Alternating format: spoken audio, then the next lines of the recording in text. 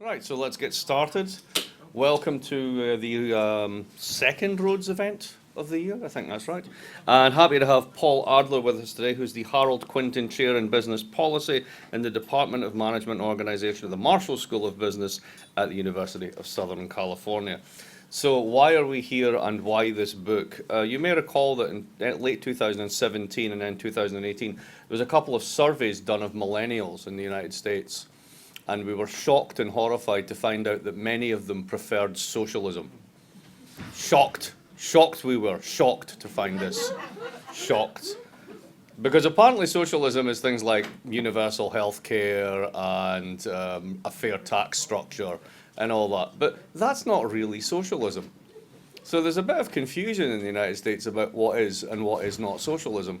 So Paul has written this book in part to clarify that and to push that debate along by basically saying, let's have a good hard think about what we actually mean by this and the conditions under which it would be necessary to think this way. And that's basically what I think the main contribution of the book is. It makes us think seriously about something that should be thought seriously and is seriously more than just a slogan. And with that, I will hand it over to Paul. Thank you. Thank you so much. It's really a treat to be able to present these ideas to you today. Let me just scroll back a little bit, though, to where I thought I might start, which was indeed where Mark got us going. It's hard not to notice the rising popularity of something called socialism, whatever that might be. I don't claim that the version of it that I'm put to you today is the only way to think about it, but I'd like to get it on the table and get your reactions to these ideas.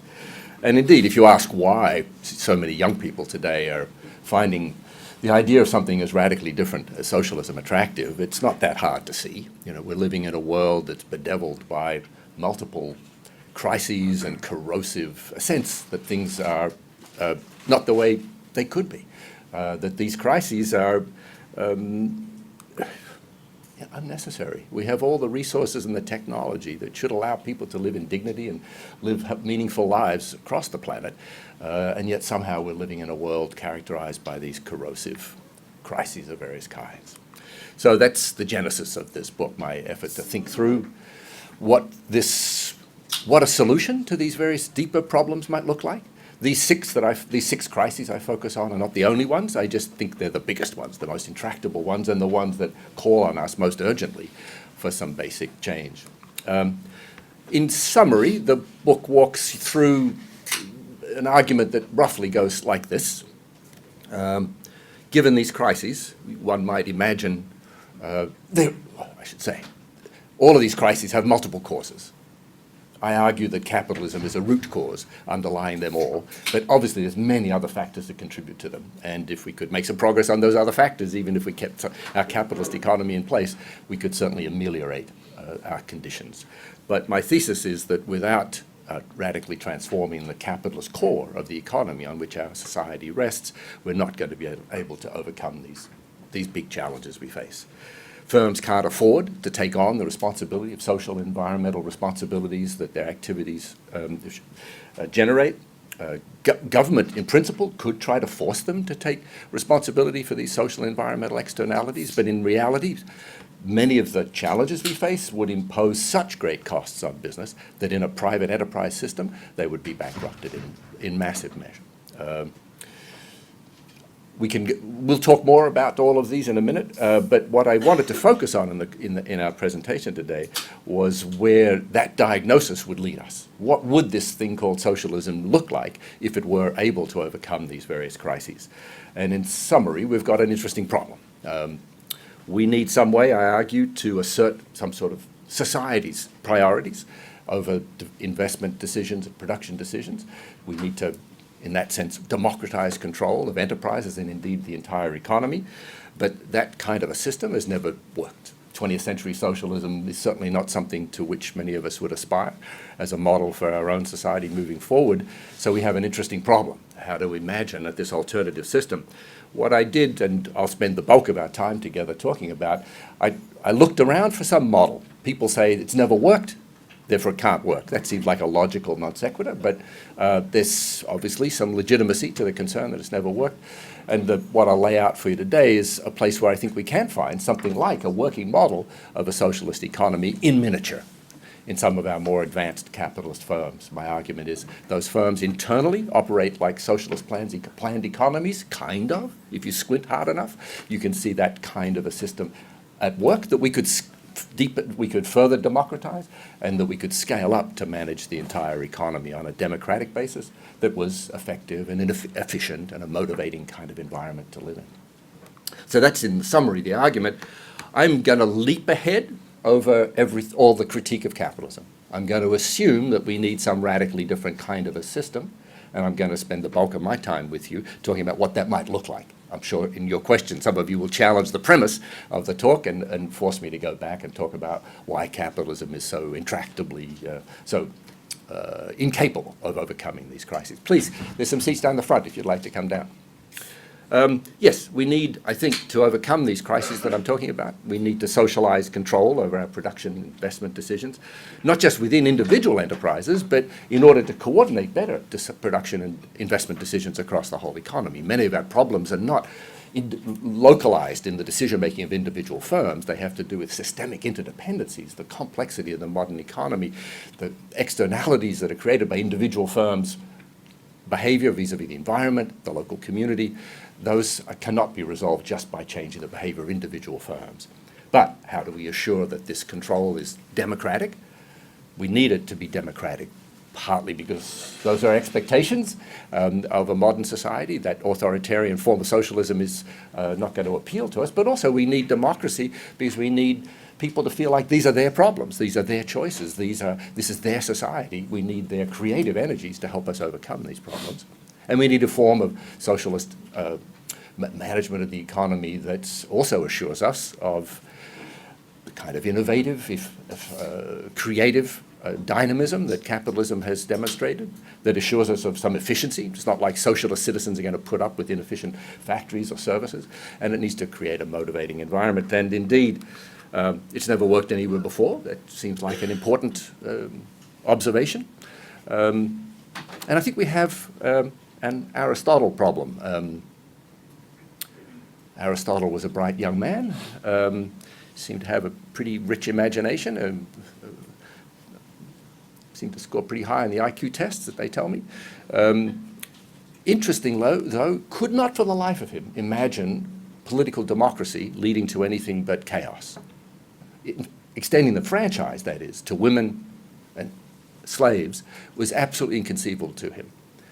Democracy would lead to rule by the rabble.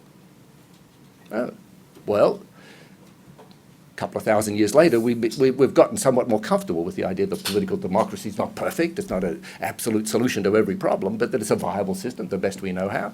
And my argument is simple. We're trying to apply, and the socialism idea is essentially, boils down to applying democratic principles to the governance, not just of our polity, but of our economy. And I think we have the same problem Aristotle did. Our imagination it's very difficult for us to imagine a world in which we bring to bear that democratic decision process to such a complex constellation of issues as presented by our economy.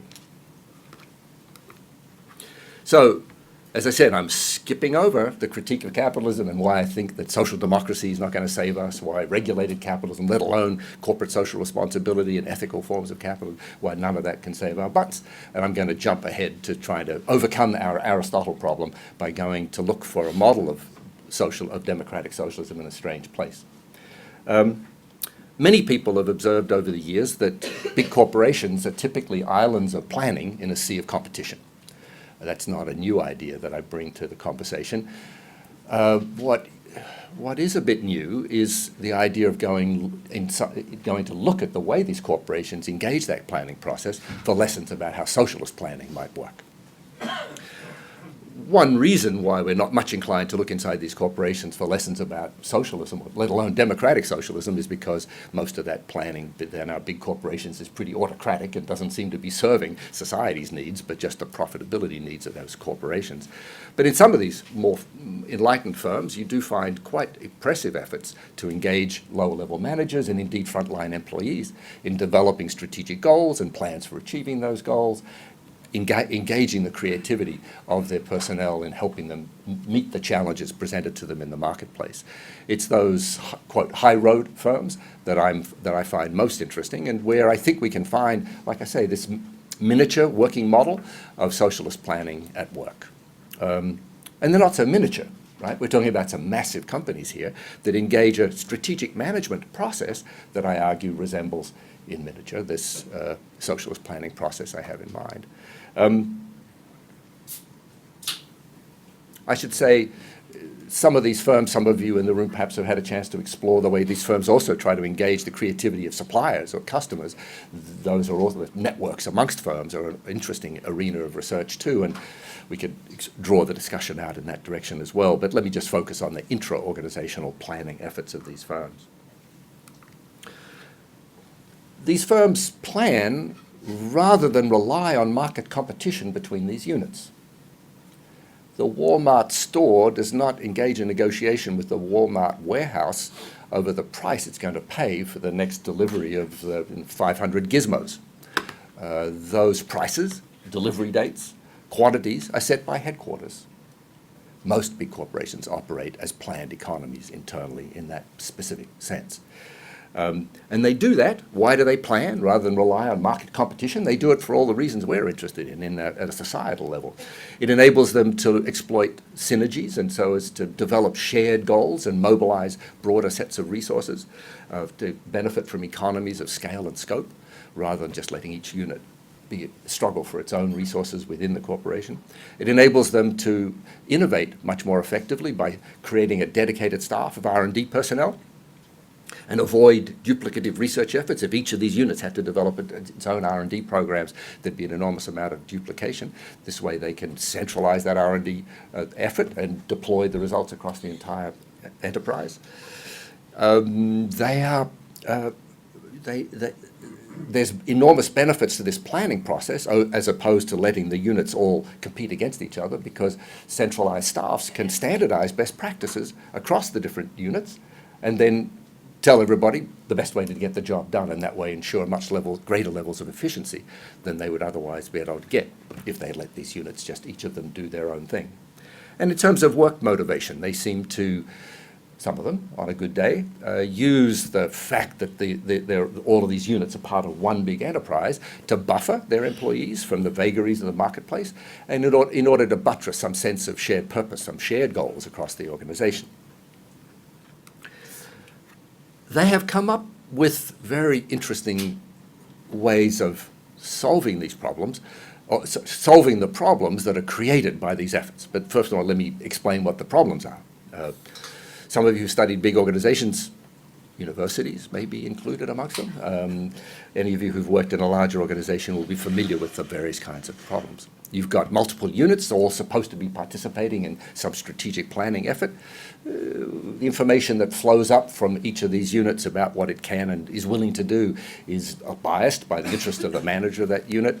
And then once the headquarters team comes up with some great new strategy, it's not obvious that each of these units is actually going to deploy that strategy in the way that was intended. So getting valid data up from the units and getting commitment to implementing that strategy down into the units, that's no easy task.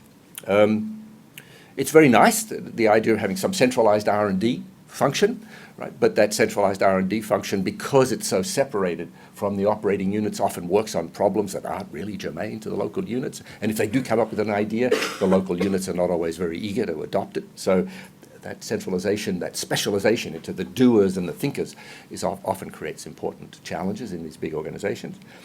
Idea of standardizing best practice sounds very cool until you're told how to do when you come into work in the morning and you're told how to do your job, that people get pretty upset to find their work so regimented by some idiot up in headquarters who tells them how they're supposed to be doing their job when they've been doing it themselves very nicely, thank you very much, for quite a few years. And then the motivation issue is an important challenge facing these organizations, because on the one hand, you want your employees to be motivated and energized and creative.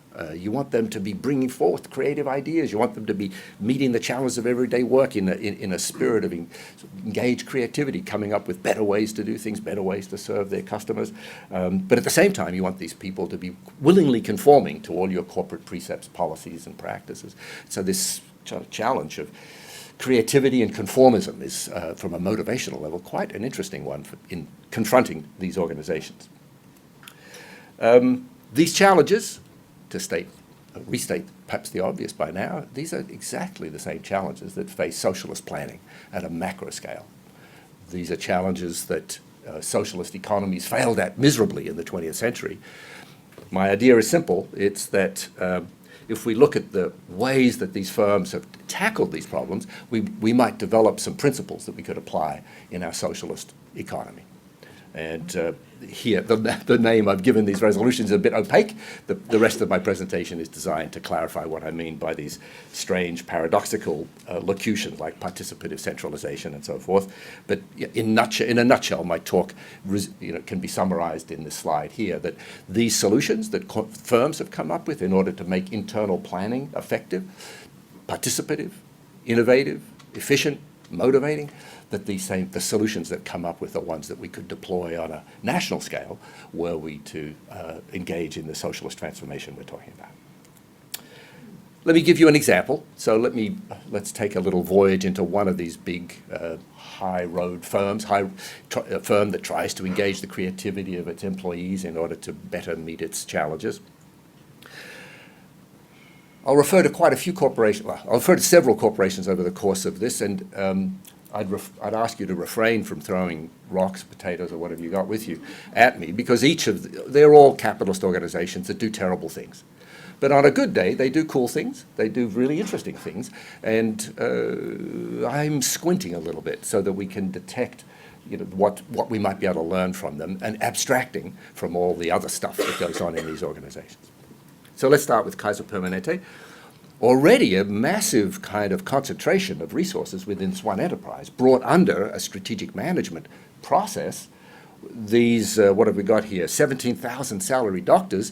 Were it not for Kaiser Permanente and organizations like it, this would be maybe 17,000 little businesses all competing against each other for patients.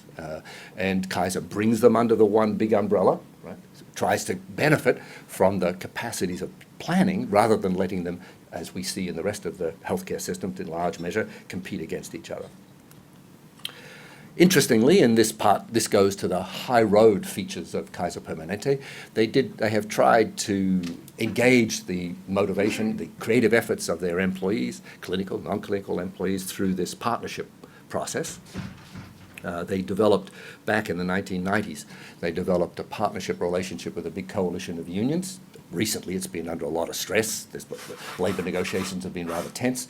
But in the good years, the decision-making process was really very collaborative, quite marked by partnership between the coalition of unions on the one hand and management on the other, and the physicians, which are kind of third leg of the Kaiser Permanente stool.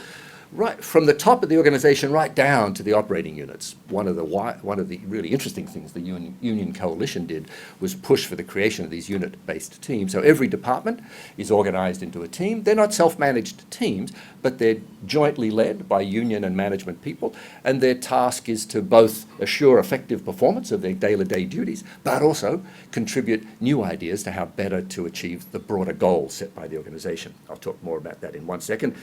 Maybe a couple of words more about these unit-based teams.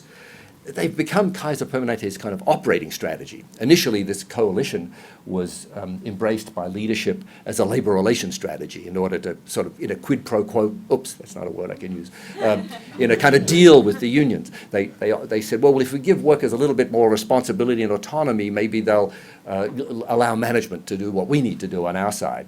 It evolved from that labor relations strategy into an operation strategy, into a way to accomplish everyday work. And so these teams are just the way that work gets done in the organization now. They're not only, like I said, not only managing the day-to-day work, but also charged with coming up with new ideas for how to do it better. So let me take these 4 big ideas and just show you how they played out in this one organization, and then with each of them I'll try to suggest that it's not that difficult to imagine further democratizing and then scaling them up to turn them into principles by which we could govern an entire national economy. So you get my idea, right? Socialism, I'm a kind of old-fashioned socialist. The way I see it, where we need to go, is turning all of this private enterprise stuff into one big national enterprise. All of these enterprises are branches of our industry, American industry. This is our industry. These are our productive resources. We're going to manage them as one big enterprise with lots of branches, lots of units underneath those branches, and we try to develop a coherent plan that would enable them to respond to society's needs in terms of economic needs, social needs, environmental needs, right, and do it in a way that's democratic. So let's look at the way it operates in miniature here at Kaiser Permanente. What I call collaborative strategizing, the challenge we talked about a minute ago is how does headquarters get valid data? How does it ensure that the local units implement these plans? And let me show you a few pictures of the way they do it at Kaiser. This was this is what they call their value compass. It identified 4 overarching strategic goals for the organization: best quality, most affordable, best place to work, and best service. 4 goals that the Union Coalition developed through consultation with its membership, brought to senior management leadership, negotiated with management leadership at the national level, and reached consensus that these are goals that represent the overarching strategic goals of the whole enterprise. Those goals are cascaded down to the regions, to the medical centers, and then to these 3,500 operating units. And this is very hard to read, I apologize, but what you're seeing here is just some examples where each of these unit-based teams has been challenged to contribute in some way to the overarching goals, one or other of these 4 main goals, through their innovative efforts in the organization. Let's see if I can read one of them for you. Average, let's see on the bottom left here, we're trying to afford our patients better service, right? And in this case, the average wait time for injections. So people show up, they need some inoculation injections, and they find themselves waiting for 2 hours in the doctor's office because everyone's busy dealing with the more urgent cases. So members of this team in the Honolulu clinic shortened the average wait time for injections by designating a shot nurse. Not very complicated, but the unit designated one nurse each day that was going to be responsible just for injections, and simple little innovation, but it dramatically reduced the wait time people experience in sitting around waiting for a simple injection. Essentially, what you see at Kaiser is, on the one hand, massive centralization. We talked about 17,000 doctors now operating under unified control, unified priorities in these 4 key priorities in the value compass, cascaded downward, so each region, each medical center, each unit understands, right, what they're trying to be, what the goals are, what they're going to be measured against, what the organization is trying to improve on. We're going to, through dashboards, we're going to keep track of each of these units, each of these medical centers, each of these regions, to see how well they're progressing towards our overall goals. That's the top-down part, the centralization part, that assures unity of action, unity of purpose. But then through this bottom-up process, right, that we have high levels of participation, these 4 goals themselves representing dialogue and between workers and managers, the cascading upwards of ideas about how better to achieve these goals. We have I should say, an interesting feature of a place like Kaiser too is that you've got a lot of these ideas being shared laterally across the organization, and complex organization, matrixed, structured organization designed to ensure that this collaborative effort is shared across the units and not just vertically up the chain of command. And indeed, up that chain of command, a hierarchy of labor management councils. So you've got the unit-based teams, you've got the labor management councils at the medical center level, the regional level, and the national level. For the people who like little 2x2s. I live in a business school world, so we love our 2x2s. It did seem to me the core of this idea was that they were interestingly combining centralization and participation, which was a bit counterintuitive. Oftentimes we talk about centralization and participation as if they were opposites, as if they were oil and water, mutually incompatible. What's mutually incompatible is centralization and autonomy. But you can have high levels of centralization with high levels of participation if you want. Many organizations don't. Many organizations centralize precisely in order to avoid the influence of lower level disruptive workers and strange ideas coming at them from the lower levels of the organization. But if you obviate that tension between the interests of managers and workers and establish a context in which they feel like they've got some common goals, like the four that they identified for themselves, then all of a sudden you can easily enough see how to combine centralization and participation. Is that generalizable? Yeah, we certainly see other organizations engaged in similarly kind of participative, centralized processes of strategy definition and planning. There's a whole literature now emergent on the idea of open strategy, where people actually go beyond Kaiser and reach out to the broader community, to their customers and suppliers, to get a dialogue about the appropriate goals the organization should set for itself in this open strategy model. And is it scalable for socialism? Yeah, we have a national, instead of having Kaiser Permanente and thousands of other healthcare delivery organizations, we move to a socialist model where we have a national health system, one integrated national health system. It'll have various branches in the different regions. It'll have various specializations across the country. Why wouldn't we be able to orchestrate an integrated strategy for such a national health system through this same process of that I called collaborative strategizing here? That seems to me eminently feasible. If you could do it in healthcare, why wouldn't you do it for the automobile industry? Let's nationalize the automobile industry, rationalize it. Now we've got one big national automobile industry. We're asserting our collective ownership, our collective control over these productive resources that are currently in the hands of private enterprises. And we're saying, let's redeploy these resources in a way that's more consistent with our economic, social, and environmental needs, right? And we develop an integrated plan with bottom-up input from workers and from citizens about what the industry should be targeting and how it should best go about it. Why wouldn't that be doable? I think this collaborative strategizing process we could easily enough imagine scaling up. So that's collaborative strategy. Let's talk about innovation. The challenge, we said, with the traditional corporate approach to planful innovation through centralized R&D is this gap it creates between the specialists in the innovation arena and all the other people who are supposed to merely implement their wonderful new ideas. And at Kaiser, I think you see an interesting alternative. It's not unique to Kaiser. Many other organizations follow the same logic. Let me give you an example from Kaiser from a few years back. They have a group at headquarters, one of these centralized R&D units. It's called the Innovation Consultancy. The premise of all of their work is that they work hand in hand with line organizations, with the operating units down in the trenches, with the frontline personnel, to understand better their problems and to work jointly with them to come up with solutions. In this particular example, the issue at hand was the handoff of information between nurses at shift change. Some of you familiar with the healthcare arena know how terribly dangerous that shift change is, because nurses on the new shift have to learn what the problems and the status of all their patients are. There's lots of complex information that has to be transferred from one nurse to the next on the next shift. Often stuff gets dropped and patients often end up suffering. So they worked collaboratively, the centralized unit, with a team of people from the front lines and with patients as well, to develop a whole new handoff process. Not very complicated innovations. These are not earth-shattering novel ideas, but they're simple fixes that have enormous beneficial consequences and that are only possible to the extent that you manage to work collaboratively. So we've got a centralized R&D unit on the one hand that has this engagement to working with the line organizations, and at the same time you've got rank and file personnel who have been equipped through training and development to participate in these efforts, to think a little bit more broadly about the processes that they're using in their work and to think creatively about how they might improve them. So that takes time, takes training, takes some leadership, takes some coaching.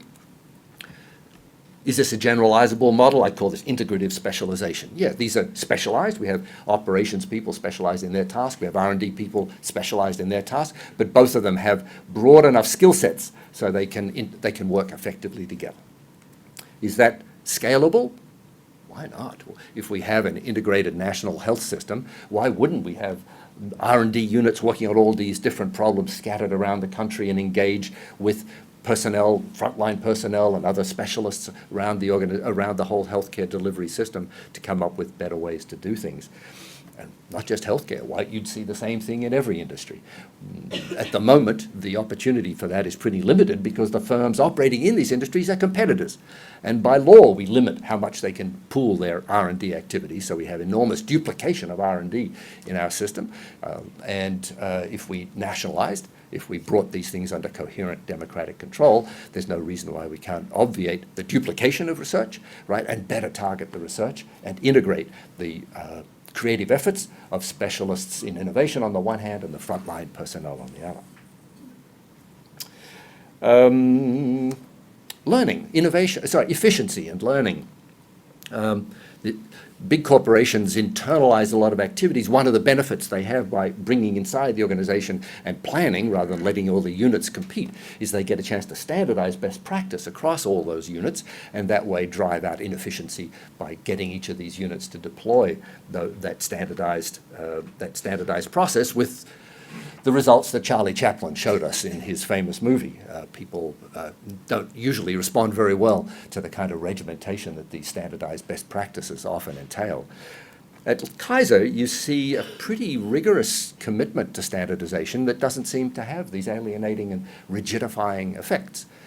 Doctors in many parts of the American healthcare system resist vigorously the imposition of clinical guidelines. Many of them chafe under the constraints imposed by insurance companies that tell them what medications they can use, what procedures are allowed and which are not, that tell them how to operate as doctors. Cookbook medicine is a major problem confronting American physicians in so many parts of the healthcare system. At Kaiser, the physicians are asked to form teams and work with other physicians in their specialty, nurses, other personnel to come up with clinical guidelines that make sense to them, leveraging what they understand to be the best scientific resources generated by what the National College of Surgeons or whatever it is, right? But localizing it, making it sensitive of those recommendations in their own work setting, collaborating with other people in the work setting to develop guidelines that represent their understanding of best practice.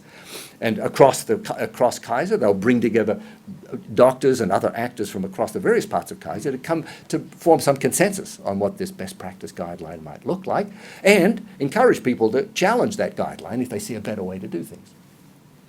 So physicians, interestingly, in a Kaiser setting, all of a sudden embrace, in large measure, they don't always love it, it doesn't always work out so well, but on a good day, squinting a little bit, you see a bunch of physicians who are quite excited by the idea of coming up with a better way to treat their patients. And frontline personnel, too, are engaged in similar processes, clinical guidelines, but it's their day-to-day work processes. Essentially, everyone's got two jobs, getting the day-to-day work done and coming up with a better way of doing it so as to make some progress on these big goals we've set for the organization. I call that enabling standardization. We're used to standardization being used as a weapon against workers because we don't trust them to make their own choices, and we therefore tend to, as Charlie Chaplin taught us, we tend to resist that sort of standardization, regimentation of work.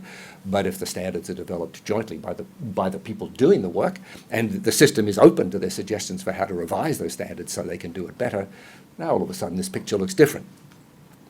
Could we scale that up? Well, in the UK, they already have, in their national health system. They have a National Institute for Health and Care Excellence that compiles best practice guidelines, both for clinical and for other activities in the healthcare delivery world. And when people challenge those practices and come up with a better way to do things, there's debate, there's discussion, and there's new recommendations that flow out from the NICE Institute, as it's called, to the rest of the system. Cochrane Collaborative is another venture designed to integrate different ideas of best practice and find some common standard that the medical profession could use. Can we scale that to whole industries? Like I said, in the UK they already have, because they have a national health system. Could we do that in the United States? Don't see why not. Maybe you'll tell me why not, but I don't see why not. Last one, collaborative working. So we have a problem, Houston, in maintaining worker motivation. It's wonderful that they've been all brought into this one big corporation and they're sort of buffered from the vagaries of the market so we can develop some sense of shared purpose. But a bit of a challenge we face here when we want all this creativity that we've just been talking about in the last 10 minutes, but we also want, at the same time, people to be more than happy to conform to these corporate precepts of best practice and policy. And I do think this sets up a very interesting tension between kind of the more collectivistic or altruistic aspects and the more individualistic aspects. Here, let me talk to you about what we see at Kaiser. Physicians of the various occupations out there are pretty individualistic. They're trained to think of themselves as the key decision maker, and deeply socialized into a sense that their professional autonomy is a crucial resource for the effectiveness of their work as physicians, and that if you impair that autonomy, you are going to impair the quality of care that they can give. So Kaiser confronts a very interesting problem, bringing physicians into the system and somehow convincing them to be part of these more collaborative, interdependent, buying into these clinical guidelines. It's fascinating to watch how Kaiser tries to socialize these physicians into a more teamwork orientation, a more collaborative orientation. Each of the departments will typically review its performance, the performance of its individual physicians, in a way that's very rare in the healthcare system. Usually, physicians are very leery of having their performance compared against their peers. At Kaiser, you come to the department meeting once a month, and your outcomes, your patients' outcomes, are up on the board being compared with your peers. And we're going to talk about whether your patients were treated per the guidelines, or you'd taken them off the recommended guideline because you thought that was a better way of treating them. We're going to see the outcomes for your patients, whether those choices you made were good or bad, what we can learn from the errors that you might have made or the misjudgments that some of your colleagues might have made in their treatment path. In the day-to-day practice, physicians are drawn into a sense that their work is not just theirs to decide on, but it is a collective enterprise. They are evaluated through a 360-degree evaluation. Their subordinates, their patients, the nurses and other personnel working with them offer input in their annual evaluations. If you're seen as an insufficiently collaborative physician, you either don't become a member of the partnership, or if you are a member of a partnership, you'll soon see very quickly in your paycheck, you'll be dinged for your lack of collaborative spirit. They work pretty effectively to bring physicians around to this sense of interdependence. They use the term interdependence to describe the culture they're trying to create. Frontline personnel, interestingly, in many cultures, I think you find working people, because they're on the other end of the stick here, they're the subordinates in the organization, there's a common reflex of a sort of collective self-defense, and collectivism is a much more common value disposition amongst wage workers, lower-level employees, than amongst higher-level managers. If you just do simple tests of individualism versus collectivism in people's value constellations, you find people higher up the class hierarchy tend to be more individualistic. Working class people are collectivistic. For all the obvious reasons, you've got to be defending each other in a world that's as arrayed against you as it is viewed from a worker's point of view. Frontline personnel are therefore be challenged at Kaiser to express more of their individual creativity. There's a comprehensive program around the organization called Speaking Up, about trying to challenge employees to bring forward their concerns about how we're treating our patients, their ideas for how to do it better, or their concerns about how their managers are behaving or how the physicians they're working with are behaving. So there's a bunch of training that goes with this too. It's nice to say I want to speak up, but if I don't know what's wrong, if I can't articulate why what's happening seems so disappointing, Kaiser has a very comprehensive set of training modules available to its employees, invests a lot of money through this partnership arrangement in developing the skills that they feel their employees need in order to play this more interdependent role. So problem solving, leading meetings, analyzing work processes, identifying team leadership, collective bargaining, contract management. These are janitors who are being drawn into seminars teaching them these things, because we need janitors to participate in this. So here's a fun story. One of the coolest of these improvement projects I saw at Kaiser was that a hospital that was really frustrated because there was a real bottleneck in the surgery center. It took them about half an hour to clean up after each major surgery, and so they could only treat 6 patients a day in this major surgery unit. They have patients who are waiting in line for elective surgery, right? They're waiting for months. If they could cut down that wait time between surgeries from 30 minutes to 20 minutes or 15 minutes, that would be a huge win in terms of affordability, quality of service, access, and all the rest of it. So they pulled together a team of people, and where was the great innovation from? Well, it was from the janitors who said, you know, we wait for you to give us a signal before we enter the operating room, but when we come in, we notice that it's all, you've done everything. You've not just stitched up the patient, right? But you've put all your tools back where they are. You've done all this other stuff. We could come in there 20 minutes earlier. The patient's stitched up. But while you're futzing around putting all your tools back in place, we can start mopping the floors. We're not endangering the patient. The patient's probably already wheeled out, right? But you're futzing around doing all your nursing and medical stuff, surgery stuff. Why don't we come in and start cleaning up? And so they dramatically compressed the wait time between surgeries, and all of a sudden the capacity of the operating room in that hospital was increased by about 50%. But it takes training. It takes training people to work in these meetings, to bring their ideas forward and so on. So interdependent individualism sounds like a bit of an oxymoronic formulation. Formulation. I think you see this, and I think we all experience in our everyday lives too, but I think these organizations, these high-road capitalist enterprises, seem to be dedicating some pretty interesting efforts to cultivating it as an motivational orientation. And is that scalable? I don't see why not. I don't see why more American workplaces couldn't work to create that sense of simultaneous sort of collectivism and individual interdependence and individual initiative and divergent thinking. In practice, let me just remind you that we're squinting here, right? In practice, whether it's Kaiser Permanente or any of these other organizations, there are all sorts of limits on the ability of these organizations to live up to these four principles I've been describing for you. The profit pressure on the organizations might force them to lay off a bunch of people or dramatically cut pay. The turbulence of the market, the unpredictability of the market means that they may have to shut down entire units.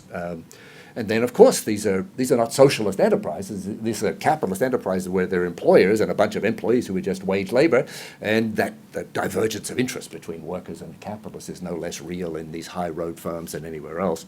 So that puts pressure on managers to do things that undercut the viability of these principles. So each of them is in turn, frequently enough, undermined by the reality of the capitalist context in which they're operating. But if we socialize the ownership of these enterprises, if it wasn't Kaiser Permanente competing against other healthcare delivery organizations, but one national health system, and we, expropriated the people who currently assert ownership privileges over the resources in that healthcare system, then we could deepen the democratic quality of the decision-making going on within the units, and we could integrate those decisions across the various enterprises that currently are competing. What would that look like? We can get into the process of moving from here to socialism, but probably involve expropriating a vast range of currently privately held enterprises and then expanding that ownership. I've talked a lot about centralization because I think that coherence, unity of purpose, planfulness is really an essential part. But as in a corporation too, keep in mind, we're not talking about a world in which every decision needs to be made in Washington, D.C. by some Gosplan office, right? In big corporations too, we're going to centralize those decisions that are most critical, and we'll decentralize the decisions that could be better made locally where there aren't systemic ramifications. So in the model that I'm describing here, just like in American big corporations, we have a mix of centralized decision-making and decentralized decision-making, and that, I think, is generalizable too. Ownership and control would be, let's say, as decentralized as possible and as centralized as necessary. So what would this world look like? Workers would be kind of in a matrix structure. So on the one hand, they would be regionally, sort of in their enterprise, connected to other enterprises in their city, in their state, in the country, as they would also be connected through the industry. So their enterprise belongs not just to a city, but also a specific industry. Those industry forums would also be important vehicles for planning. And then, of course, as citizens, we also are engaged in this planning process through our neighborhoods and through that representative process that we have already built. And then at the both enterprise level and the industry level, at the municipal or whatever level of centralization we're talking about, we can engage all of us as stakeholders in this, and we've obviated the constraint of the profit imperative weighing on each of the individual competing organizations as we see today. And I do think we know a lot now about how to structure representative democracies so as to ensure that there's some legitimacy to the decision-making reached at higher levels. There's also interesting experiments some of you may be familiar with are using sortition, selection by lot.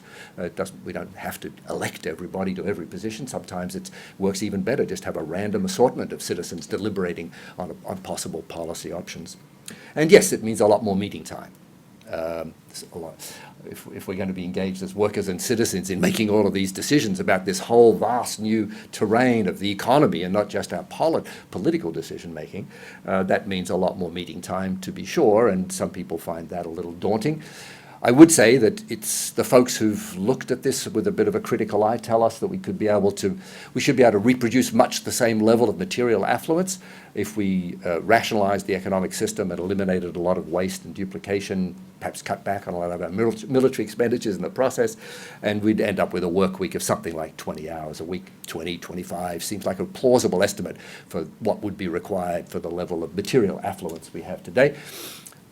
I don't want to use up all of that time in the socialist planning meetings, but I could maybe, of those 20 hours that we just freed up, I could maybe take 10 of them to engage you in meetings at the neighborhood level or in the firm level so that you could learn about the things you need to learn to be a productive contributor to these discussions and engage in deliberation with your colleagues, workmates, citizens and so forth. So yeah, I do think in the socialist model that we're talking about, democracy becomes not just a every 2-year election cycle adventure, but a form of life. So I try to sketch out what this model might mean, how it might work to overcome the 6 big crises that I began with. We can talk more about any of those elements as you like. The bottom line is simple enough. Capitalism is an interesting, wonderful system. It's yielded all sorts of benefits, notwithstanding all its violence and inequities. It's yielded lots of benefits for lots of people for quite a while. But it's certainly not the last form of society we're going to see in human history, or unless we blow ourselves up. I think socialism as a model of society, we might benefit from thinking of it as a model that builds on both the technological as well as managerial accomplishments of modern capitalism. How we get from here to there, big conversation. Some of you may like to take our Q&A session into that in that direction. Let me just note in summary, I do think that the crises with which we began the conversation this afternoon offer also opportunities, doorways towards a better future, whether it's the environmental crisis, the climate emergency that's going to force on us very quickly a very different model of society than the free market capitalist system that we're living in, the economic crisis that's sooner or later will hit us with some force, might also offer opportunities for imagining a different future. And then if we imagine electing a more progressive Democrat to the White House, and they have enough support in Congress, in the House and in the Senate to push forward on some of these social democratic reforms that people like Liz Warren and Bernie Sanders are talking about, you have to expect some major pushback from the business community that's going to find them rather obnoxious. And then at that point, we've got a conflict situation where we'll need to decide whether we want to pull back from those ambitions for a Medicare for all program or free higher education for all, or to move forward and by some more aggressively socialist transformation. We can talk about all sorts of reasons why this might not work, in just to preempt a few of them, or at least set up the conversation for some of them. Let me just leave that up there for a second. Yeah. So let me just conclude with a poem. So there was this fella back a while who decided he'd like to fly. This is his name, Bollinger. And he invented a pair of wings, and it didn't work out so well. He tried it out and came a cropper. Bertolt Brecht used it, sort of blemished the story a little bit, and wrote an interesting poem. Bertolt Brecht, most of you may be familiar with the name, lived in East Germany, returned from the US, was in exile in Los Angeles, thank you very much, during World War II, returned to East Germany because he was a communist. Not very happy with the way things worked out. But his way of processing what that was, he referred to this incident. So let me just read the poem. Said the tailor to the bishop, believe me, I can fly. Watch me while I try. And he stood with things that looked like wings on the great church roof. That is quite absurd, a wicked, foolish lie, for man will never fly. A man is not a bird, said the bishop to the tailor. Said the people to the bishop, that would be at this point, said the people to the bishop, the tailor is quite dead. He was a stupid head, his wings are rumpled, he lies all crumpled on the hard church square. The bells ring out in praise that man is not a bird, it was a wicked, foolish lie, mankind will never fly, said the bishop to the people. And voila. So maybe I should stop here and let's look forward to your questions and challenges. Thank you very much.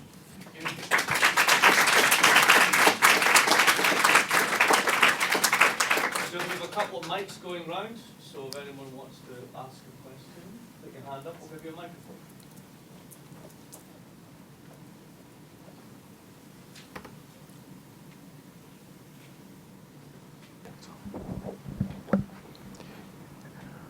Please don't take this the wrong way.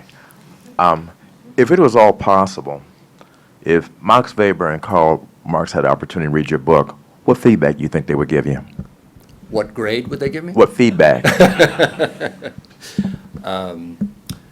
So Weber, a little skeptic about the possibilities of such a radical transformation, but yeah, I'm looking for a good grade from Karl. I think this is a reasonable translation into modern day language of what he was imagining as a future better world beyond capitalism. My argument is simple, that we're looking for a way of imagining too that world, and perhaps by looking at the way these big corporations manage their internal planning process, maybe that gives us a way of imagining it. As I began with the Aristotle problem, because I do think if we're engaged in if so many people today are so frustrated with the problems bequeathed us by capitalism, we can just trust that the struggle will find its way to some better solution, but I think that struggle is much better engaged if we have some image of the endpoint that we're aspiring to reach. It's not like we're drawing a blueprint, right? But some image of where we want to go makes a lot of sense to me. And it seemed like the more advanced forms of strategic planning in these corporations gives us today a working model that Marx, I'm thinking, would probably embrace. Weber, we can come back and talk more about Weber, but Weber's a bit more skeptical. Yes. Thank you. Next.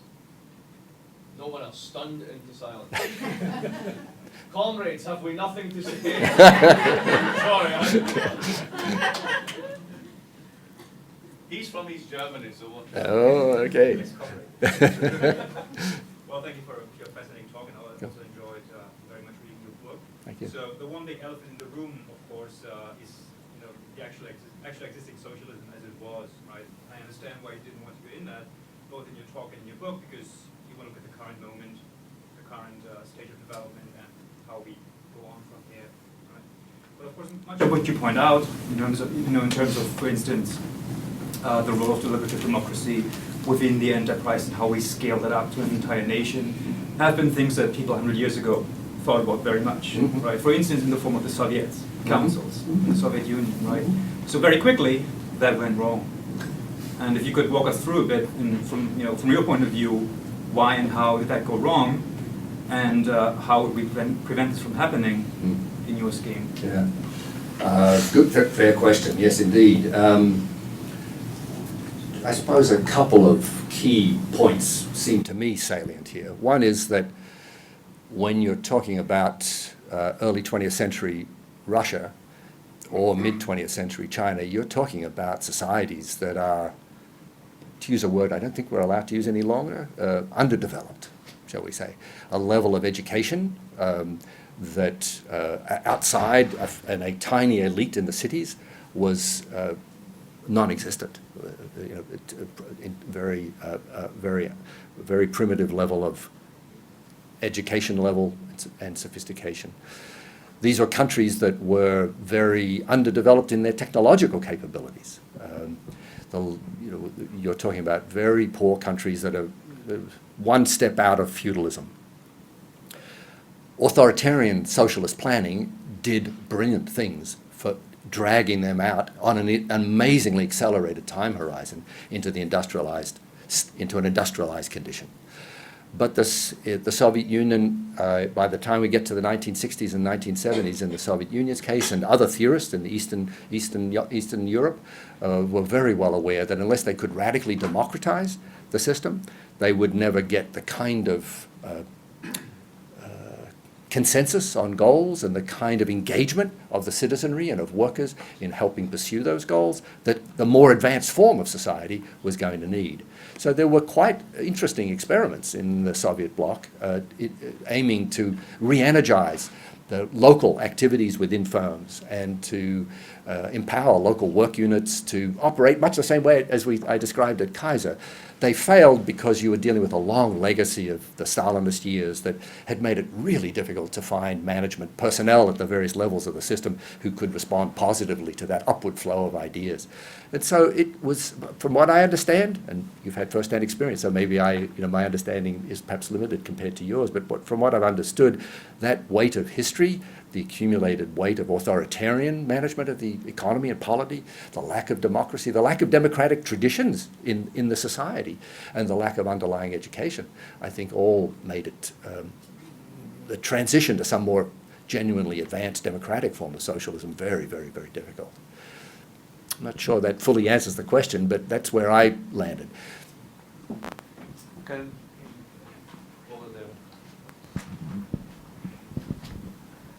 Thanks for a very interesting talk. As Mark can attest, I'm something of a interloper here from the economics department. But I wanted to go back to where you started with sort of saying, a large number of millennials identify as socialists. Mm-hmm. And I would have thought that the conclusion from that was that they don't actually understand what socialism is, that really a large number of millennials are social democrats, mm-hmm. and that's probably true of Bernie Sanders as well, mm-hmm. right? So people sort of imagine, a set of policies like healthcare, like in mm-hmm. Denmark or the UK or something mm-hmm. like that, and they think that's socialism. And so it sort of leads me to wonder, why, given the possibilities for improving capitalism as we see it, you sort of have come to the conclusion that that's not the right thing to do. Mm-hmm. And in particular, you say, well, it's really hard for capitalism to function because, there are these terrible externalities, but firms have political power and they won't let you, energy companies can prevent you from imposing a carbon tax or something like that. And your solution is to sort of say, well, the way we're going to fix that is by expropriating the capital stock. Mm-hmm. That seems to me far more disruptive and far more likely to encounter opposition. Mm-hmm. So why not take this political energy mm-hmm. and set of problems we have before us mm-hmm. and say, let's impose the big carbon tax, let's have national health, let's mm-hmm. Adopt a Danish system for funding education, and it's certainly nice to imagine that if we sort of did state socialism with better management, we wouldn't have to take people out and shoot them, but it hasn't worked really well, so why not do the things that seem more feasible? I'm all for doing the things that seem feasible. I don't see how any of those things that are on the table today, even in the advanced social democratic societies, overcome these problems. Historically, they have not managed to overcome these problems. And if you stop and think about it, they can't. Not these problems. There's many things that social democratic reforms of the kind proposed by Warren and Sanders, there's many things that would be improved in our lives to enact them. I'm all for it. But I don't see how they solve these big problems. And that's why I'm saying if we want to solve these big problems, we're going to need to go further. So what does that further look like? Now, does that mean I'm not in favor of taking those modest social democratic steps? I'm all for it, and let people see for themselves how far we can get in that system. My prediction is that since we haven't, these are not going to solve our big problems, we're going to be confronted with the stark choice of either stepping back under the weight of business resistance or stepping forward to a more comprehensive program of controls. So the closest I've come to an American parallel to what I've got in mind would be the World War II economic mobilization, where essentially you had federal government controlling the entire apparatus of industry for down into some considerable level of detail, specifying wages and prices and what components industry was going to use and what products they were going to produce, and rationing, rent control, pervasive across the economy and so forth. So that's not a bad model. I think it's a little more than social democracy, right? But it was a private enterprise system with enormous government control in a very difficult compromise between the two that lasted for 4 or 5 years during the war, but the business community had no intention of allowing the system to persist beyond the war, and reasserted itself with vigor as soon as the war ended, pushing right back on all of the whole apparatus of the New Deal and the war economy. So, yeah, the only reason I'm pitching for this more radical form is because if we are going to solve these big problems, we're going to need to somehow go beyond the limits of social democracy.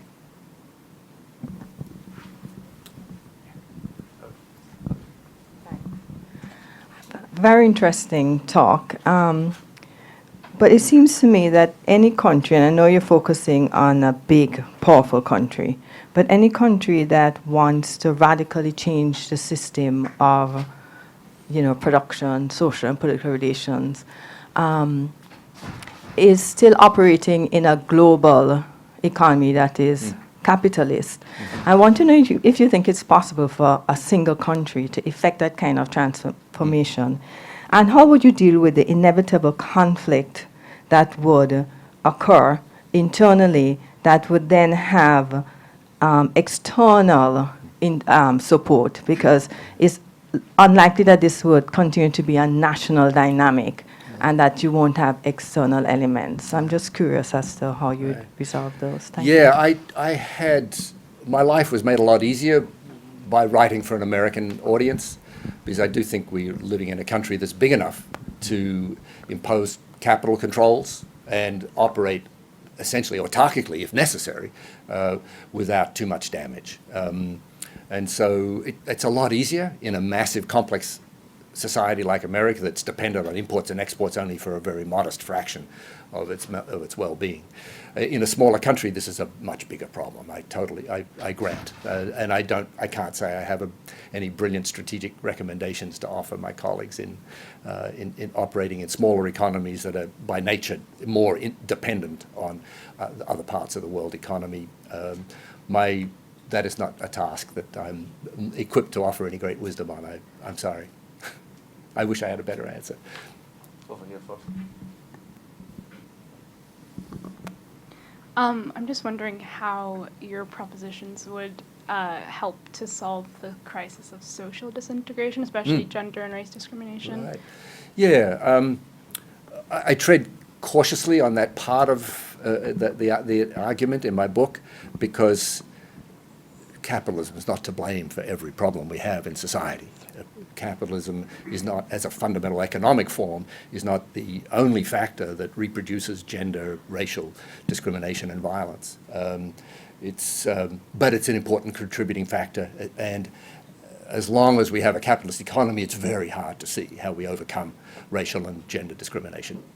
We could make some progress, but we know from the history of capitalism, folks who studied the role of gender and race structural discrimination in that, that capitalism is a system that exploits those differences, exploits those opportunities for a perfectly understandable reason. Sometimes in the process they undo them. Women were first by capitalism forced out of the wage workforce, back into the home, and then reintegrated into the workforce. And in some measure, perhaps, the economic hardships of working families that forced women back into the workforce to try to keep the family income afloat, insofar as there were dual earners in the family, that has encouraged the feminist movement, the women's liberation effort, I think. And so capitalism has had a complex effect on racial and gender discrimination, but very hard to see how we overcome those fundamental problems at the social level. And then we talk about race and gender, but in terms of geographic, regional differences, we know we've had very painful experiences of the way capital plays off one region against the other. Amazon's HQ2 program was just the most obscene of the more recent examples, right? But capital is constantly playing one region off against the other. So regional disparities seem it's hard to imagine how we overcome regional disparities. In America today, we suffer enormously from the terrible underinvestment in rural areas that are the mainspring of Trump's support because they've been left behind. Very hard to see how, under capitalist conditions, we overcome those regional disparities. Very hard to see how we overcome the housing crisis as long as we have a private ownership of land and building resources. That rent control is either too weak to help the renters or is too strong and suppresses building construction. So in a capital system, you're stuck with these quandaries, and if you really want to solve the housing problem, it's very hard to see it without socializing land and structures, ownership of it, seems to me. We got time for 3 more. I'm going to do these 3, and then we'll wrap it up there. Thanks. Yeah, thank you for your presentation. It was really interesting. Just really quickly, following up on the last couple of questions and also what you just said, right? The issue of, for instance, reparations has come up a lot lately, and I think, you know, the history of capitalism is not just, as you said, not just that it developed in a national economy, but it developed in a global economy, and right on the basis of the plunder of the so-called third world, hundreds of years of colonization. And so part of what I'm wondering is, you know, how would you envision this kind of a proposal addressing those histories of capitalism? Addressing the? Addressing those histories of capitalism in the way in which they manifest in today's world as well.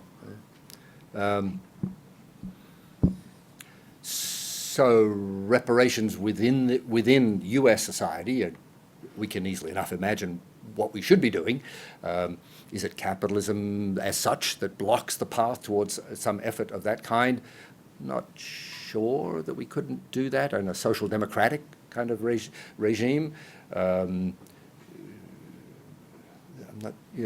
Internationally, what we are, though, if we now broaden the focus to the international span, I do think it would be incumbent on a socialist America to develop a kind of solidaristic trade policy where they not only defended the development of U.S. industry against, you know, imports that undercut the power and of U.S. workers or environmental regulations, but also through our trade policy helped develop better labor relations, environmental policy in our trading partners. And I do think in our international policy we could imagine a more enlightened America playing a more constructive role in the world through its economic activities above and beyond its political and military adventures. Those also obviously would be, shall we say, put under renewed scrutiny. I should say one more thing, perhaps, because it hasn't come up, specifically about the environmental crisis. Of the various crises that I begin here, it does seem to me that this is the one that's with the sharpest edge that is going to force some pretty dramatic changes on us all in the coming years. And it's one of the reasons why I like to begin with this, because it does seem like, notwithstanding the confusion of amongst some young people about the difference between socialism and social democracy, it does seem to me that young people feel in their bones that this is a world gone awry. And I'm very moved when I see Greta Thunberg engage, the effect she's had on the imagination of so many young people across the world. What is she, 15 years old? Or when she started this, she was 15. My dad was 15 when he joined the communist resistance in Paris during World War II. You know, I think this is the new great generation. We had a great generation that fought World War II. It was a battle that needed fighting, and they stood up and fought it. And I think Greta represents kind of the leading edge of a new great generation that's stepping up to confront these big challenges, and they're thinking big, radical thoughts, as we need to if we're going to overcome these kind of deep problems that we confront. Hi. So I don't mean this, this may be kind of a wacky question. I don't mean it to be kind of a counterfactual, but more of a kind of thought experiment. Sure. So the way I kind of, I heard your analysis of this model, and the kind of the prime mover in a way of the analysis is the kind of elite unmarked in terms of race or gender, like doctor or like medical expert / manager. And then the key kind of concept that activates the analysis is collaboration. And so I was kind of wondering, like, what would happen, again, as a thought experiment, if you read your model from the so-called bottom, right? What would, like, you talk about the working class, in bits and spurts throughout the presentation, but like, what would it mean to kind of read it from another direction and kind of center your analysis on the janitor and not the doctor? And then that would kind of, raise questions about like, what is the place of unions and collective bargaining in the context of so-called collaboration, which is a much more nebulous, much more squishy capitalist, kind of concept. And then, what, like, again, thinking about the ethics of, potential socialism or the ethics of capitalism, if, and what they are, redistribution here is the redistribution of kind of decision-making power. And what I was kind of wondering about, like, what about actual material redistribution? Like, what is the place of that? And, if the model is engendered, is derived through capitalist logics, and then transition to a socialist kind of model. Like, how are the fundamental inequalities produced through capitalism then undone in your socialist kind of scalability? Yeah, there's a historical analogy to the argument I'm offering. You brought up the example of the Soviets as a form of organization in the early Soviet Union. In the Russian Revolution. One of the other interesting parallels here is the enthusiasm of Lenin for scientific management, Frederick Taylor's scientific management methods, where he argued that socialism needs to take on board the most advanced of capitalists' management methods. And indeed, a big debate about whether in bringing those technologies, those techniques into a socialist system, he was somehow introducing a virus that was going to corrode the socialist intent. These are complex issues, but it does seem to me management techniques like material technologies can be used in different ways, and their uses are only partly inscribed in their materiality, and that Taylorism can be used to devastatingly oppressive effect, as in the Charlie Chaplin movie, or it can be used to much more enlightened effect, as the examples I showed from Kaiser, which were not just doctors. I highlighted the doctors because they were, in some ways, the most intractable. The first time I hit on this idea of enabling standardization was actually talking to assembly line workers at the NUMMI plant in California, where these are workers, union militants, worked for General Motors for 20 years. Toyota came in, took over the plant, and installed this system of enabling standardization that engaged these workers, taught them how to use a stopwatch. They measured each other's times. They developed best ways to do the job. They were encouraged to bring forward new ideas. And that stuck. These workers liked that system. And there were other parts of the way the organization functioned that they fought against. But there was, spent a lot of time talking with a lot of those workers, men, women, different racial groups on the assembly line there, and this was a feature of the way the operation worked that they were all very appreciative of. As I see it, capitalist organizations, the reason I'm an organizational sociologist and in a business school is because it seems to me capitalist organizations represent a very interesting mixture of cooperation and domination, exploitation, control. And that I think many of us on the left are much more inclined to see the dark side of it, which is certainly a massively important aspect, and we tend to be very timid talking about what might be happening on the other side, the cooperative side.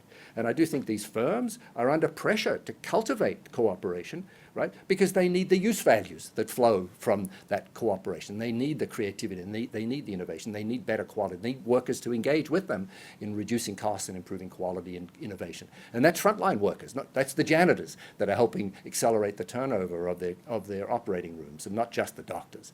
So I think that it's important for us as scholars, especially those of us who bring a very critical perspective to the world around us. I think it's helpful for us to discern within the realities today germs of a new world. If I'm mistaken in my characterization of this germ structure, then that's a problem, right? And if this germ carries with it this virus that's going to undo what we're trying to accomplish, then that's a problem. But I offer you that these are germ forms that we might be able to redeploy in a socialist economy and thereby overcome the big, I think, 4 massive challenges that crippled socialism in the 20th century. So for better or for worse, that was my effort. So I look forward to any or the more feedback you could offer me as to where the virus might have infected my germ. Thank you. And bringing it home, hopefully, in a non-sort of medicalized, non-infectious way. Yeah, hi. My name is Sammy. So sorry I missed your talk. I was in a global justice class, but it looks amazing. I'm with Brown University Students for Bernie, and I'm wondering, I heard earlier when I walked in Sanders-Warren talk, Yep. and we had polling on campus that indicated like the campus was 2-for-1 for Warren over Sanders, and I think that's a trend in like academia and higher education spaces. And I think something that gets kind of overlooked is that for a lot of people, the fight for 15, the fight for climate justice, the fight for healthcare, it's not something that is negotiable or like rooted in capitalism. It's something that is essential and cannot, like people can't imagine 4 more years in South Providence where they have to breathe in the same air. They need a Green New Deal. They can't imagine working without a $15 minimum wage. And it's not that one candidate or both candidates don't fight for it, but it's just that the framing of one is very different from the framing of the other. And from the outset, we see like kind of sort of, how do you like concessions in a way, where one's Green New Deal is much larger and expansive and, up to the scale of the crisis. One is not. And so I guess I was at the Bernie rally on Saturday in Queens, and one thing that came up was like are you willing? And it was like a series of questions to the audience was like, are you willing to, fight for the person, next to you who you don't even know? And are you willing to fight for your neighbor who might be an immigrant, even if you are not? Are you willing to fight for, a higher wage, even if you're getting paid well? It was like that sort of line of questioning, and I'm wondering how to increase that kind of urgency on a campus where, when we look at it, there's just as many people in the top 1% of income earners as there are in the bottom 20% on Brown's campus. And I think that, there isn't a lot of sense of urgency for folks, and they have like a luxury of comparing policies and plans when, it's become clear that you need really a revolution to do anything in Washington, because we've had candidates that, yeah. And so I'm wondering if like that, if you have any advice for student organizers, because that is something that's like extremely frustrating, and you seem to have done a lot of work in this regard.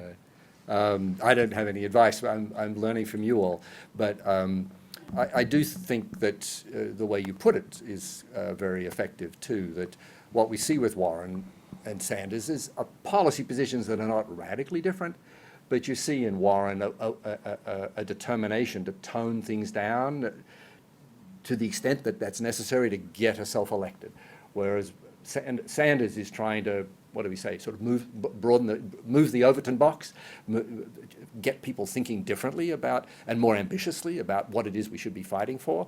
And I love the way the Green New Deal has articulated a vision of America that is worth fighting for. The vision of America that breaks up Amazon into half a dozen competing retailers. Screw it, man, that's not worth fighting for. I'm sorry. But the vision offered by the Green New Deal, in the, as OAC and the others have articulated, is something worth fighting for. And indeed, we don't know how to reach those goals in the current political setup. So I do think the one big thing that Sanders brings to the party that Warren has not is that Sanders sees his task as helping create a movement that's not just an election get out the vote campaign. And as best I can tell, Warren's effort, no matter how laudable her policies, and no matter how much I would like to see her in the White House as compared to the Orange Monster, Bernie brings to the table this commitment that we need to be building mass movements that can sustain pressure on Congress, on the White House, in the face of the inevitable opposition that any of these candidates are going to encounter as they try to implement their more progressive measures. So I don't know. I do think the key, you said something I think that strikes me as very wise. The people I see who are enthusiastic about and disdainful, enthusiastic about Warren, disdainful of Bernie, or enthusiastic about someone like Pete Buttigieg, it is noticeable how few of these people seem to have any awareness of how miserable life is for so many Americans. And if you're not in tune with just how angry Americans are, you have no understanding of why they voted for Trump. You really believe that Trump got into office because of Russian meddling. Trump didn't get into office because of Russian meddling. He got into office because the Democrats couldn't offer anything more inspiring than another 4 years of incremental reforms, Obama style, when Americans were dying of an opioid crisis. They were watching their kids come home and live in the basement because at 30 years old they weren't able to earn enough money to pay the rent.